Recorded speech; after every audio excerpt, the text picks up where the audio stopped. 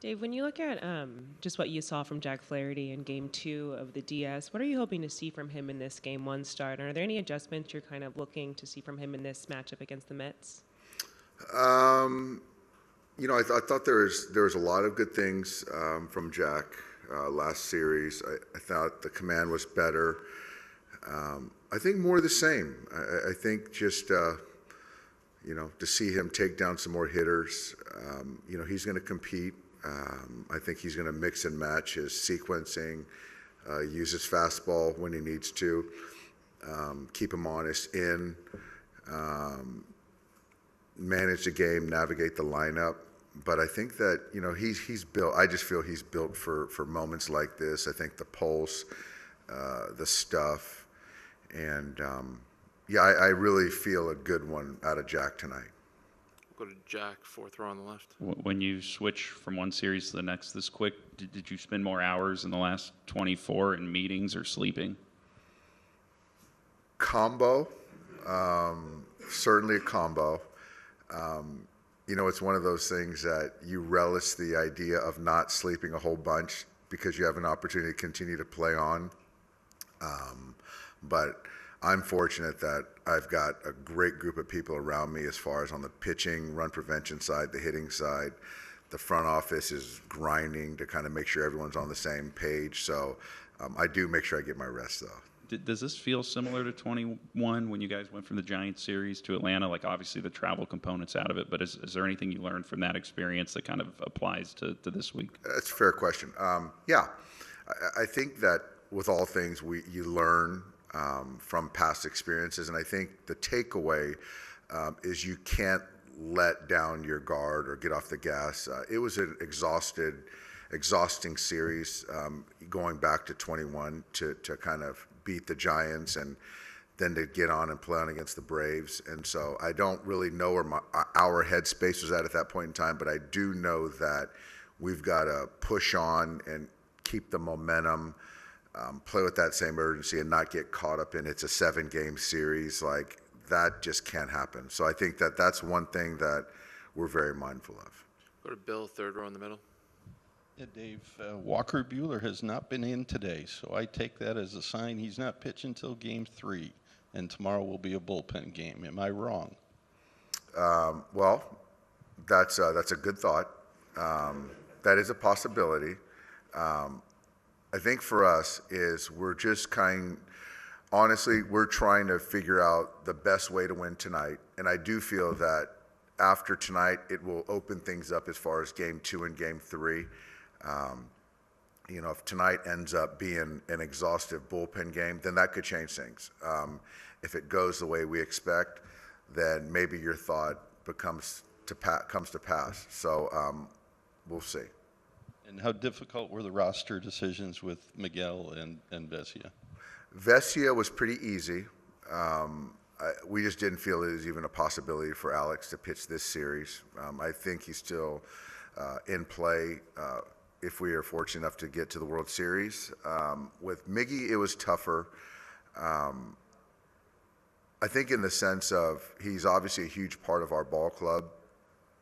He's playable, but I think we just as an organization felt that what he brings to the table as far as elite shortstop defense, we just feel right now physically he's a little bit more compromised, that can't be brought to the table.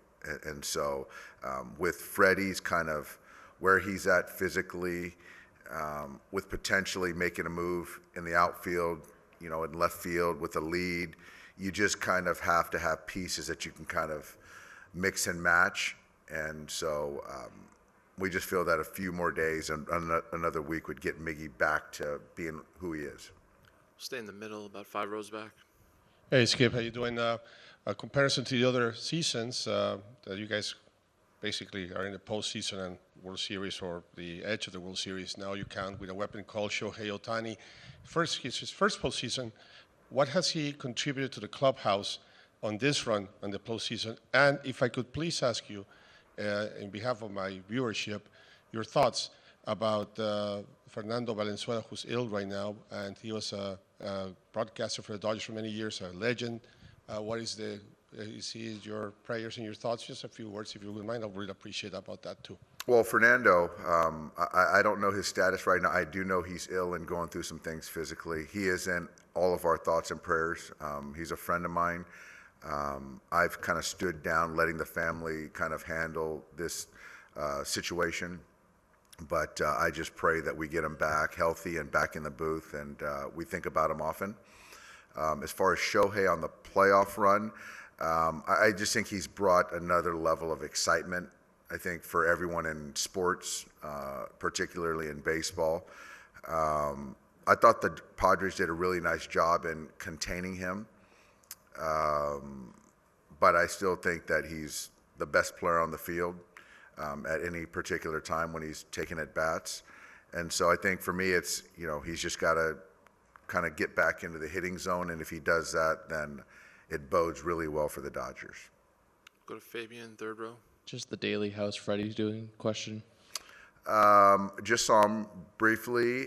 He had a smile on his face, hobbling around a little bit, but I just think that it is what it is, and it's better than yesterday. It's better than it was a couple days ago. So, our expectation is he starts, takes 4 at-bats or 5 at-bats, and we win a ball game. But I'm expecting him to start and finish the game. But if we have to defensive replace, we will. Especially with the way the series is structured and the fact that you might have to play 3 games in 3 days, is it going to be something where we have to kind of manage him playing back-to-back days, or especially tomorrow being a day game? Is that something you're going to be extra mindful of? We're mindful of it, but I think my message to him was, let's just get through today. And then once we get through today, we'll just kind of pick up the pieces, see where he's at. But yeah, that's definitely thoughtful. Yeah, we're thinking about that too. Go back to Jack on the left. Have you seen a player play with his ankle taped up the way Freddie had it the other night like that? Not in this sport. Maybe on the gridiron. So he was spatted up. So no, I haven't. Go to Tim here in the second row. With Senga expected to go short, followed by potentially any number of guys, including maybe a lefty and Peterson, how does that complicate what you guys are trying to do personnel and lineup-wise? Yeah. I mean, I think that, the way we can put together the lineup, there's a lot of thought in, Peterson and some of the righties and things like that, McGill. I do think that it's constructed in a way that we can protect guys, make those guys pay a tax to get to certain guys. So, yeah, I mean, it's all predicated on how far he goes, but, probably the expectation is 3 and 45, and we'll see. Go to Eric on the right side. Dave, with Rojas out, does that mean Edman's going to get the majority of the time at short, or all the time at short? He will get all the time at short. And then you guys, he mentioned it, but you're facing left-handed starters for the first time. Didn't face any last round. Do you anticipate any sort of maneuvering regarding that in the next few days? Yeah, I think obviously with the left-handed start, I think Pages is going to be in play. So we'll see. I mean, Manea starting tomorrow. Gavin probably won't be in there, and then we'll kind of go from there. And obviously we got to talk through the Freddie thing too. Come to Barry in the front. Hey, Doc. So you were talking about the 21 series, and you had a lot of challenges going into the Braves because there were a lot of injuries that piled up in that series, including Scherzer, which was a big problem. But overall, would you say this season, because of the constant moving parts and the pitching injuries, that this has been your most challenging season? And then when I asked Freeman about it, he just said you've done a great job this season. Yeah, it's been, for me personally, it's been my most challenging season. Obviously with the injuries and kind of introducing a lot of young players in critical roles is always kind of tough. And I think you're in a position where you just have to trust and run guys out there in spots that you don't normally feel good about, and keeping kind of this whole machine moving forward in a good, positive direction. But it speaks to kind of the players that we have. We got a lot of good players and buying into each other, and I think we've heard all the stuff of the watch parties, the bus rides, and flying separately. And these guys are kind of really galvanizing. It's fun for me in my chair to see that too. So when you put together a bullpen game like you did in Game 4, how much of that is scripted beforehand? How much do you basically use your own gut to make decisions on things? Is it a combination of things? I think it's a combination of things. I think that in that particular case, you have X amount of guys that you really want to use in an elimination game. That's kind of how I look at things, and then you kind of try to figure out where's best for those guys to line up. But yeah, you have to be able to. There were some spots you got to figure out if you want to see if this guy can get through this to get to the next guy, and so there's some breaking points. But in totality, I have an idea of what I'd like to do, but it always doesn't play out as such. Yeah, like Betsy the other night. Correct. We'll finish up with Shai on the right, second row. Dave, you just mentioned the challenges you face this season. During the off-season, spring training, how much contingency planning would you be doing from a roster perspective? If this guy goes down, we'll do this. And maybe how deep are you or beyond some of the contingency planning you might have had coming into this year? We're beyond. We've tapped into our depth.